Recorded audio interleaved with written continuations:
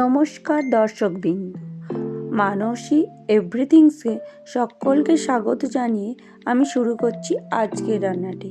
আজকের রান্নাটি হলো বাঁধাকপি, চিংড়ি, মটর। এই বাঁধাকপি, মটর এবং চিংড়ি দিয়ে কিভাবে রান্না করেছি সেটি আপনাদের সঙ্গে আজ শেয়ার করব। চলুন দেখা যাক রেসিপি। তার জন্য আমি কিছু বাঁধাকপি নিয়েছি, বাঁধাকপিটাকে কুচিয়ে নিয়েছি সরু সরু করে। এরপর নিয়েছি একটা বড় সাইজের আলু, আর নিয়েছি কিছু চিংড়ি।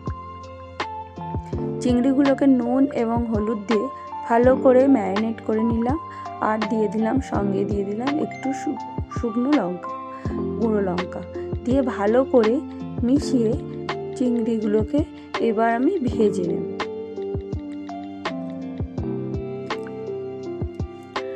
কড়াইতে সরিষার তেল দিয়ে চিংড়িগুলো ভেজে নেব।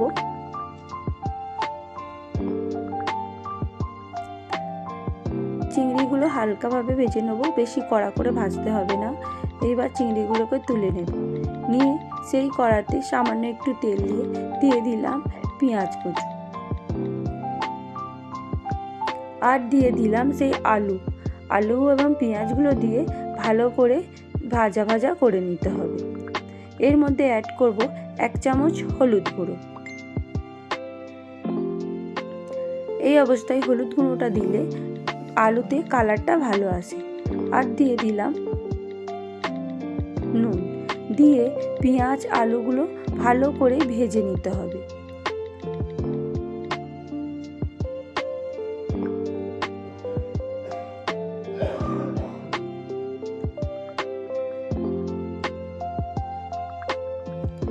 ভালোভাবে ভাজা হয়ে গেলেই এর মধ্যে দিয়ে দেব আদা রসুনের পেস্ট।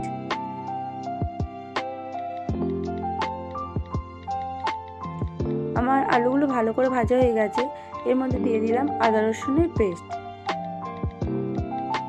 আদা রসুনের পেস্টটা দিয়ে ভালো করে কষিয়ে নিতে হবে, যাতে আদা রসুনের কাঁচা গন্ধটা না থাকে।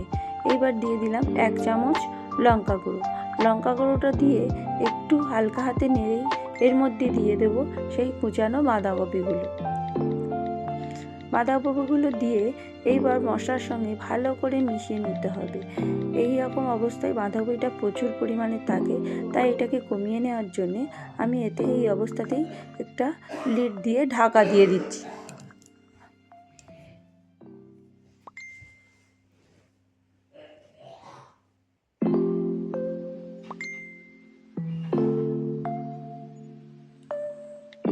ঢাকনা খুলেই দেখুন কতটা কমে গেছে।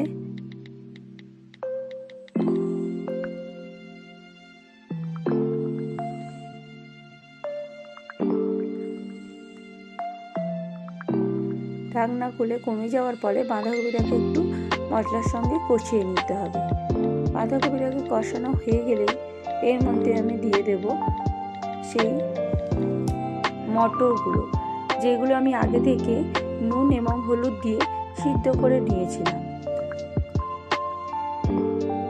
মটরগুলো আগে থেকে সিদ্ধ করে না নিলে এই সবজিটা বানানোর সময় এটি ভালোভাবে প্রপার সিদ্ধ হবে না, শক্ত থেকে যাবে।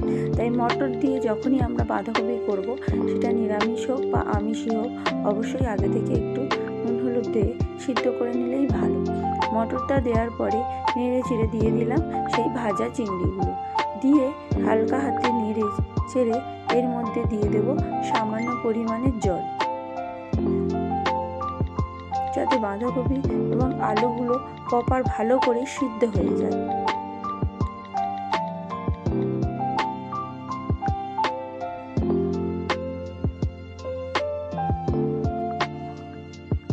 জলটা দেওয়ার পরেই আমি এতে দিয়ে দিলাম আর 1 চামচের মতন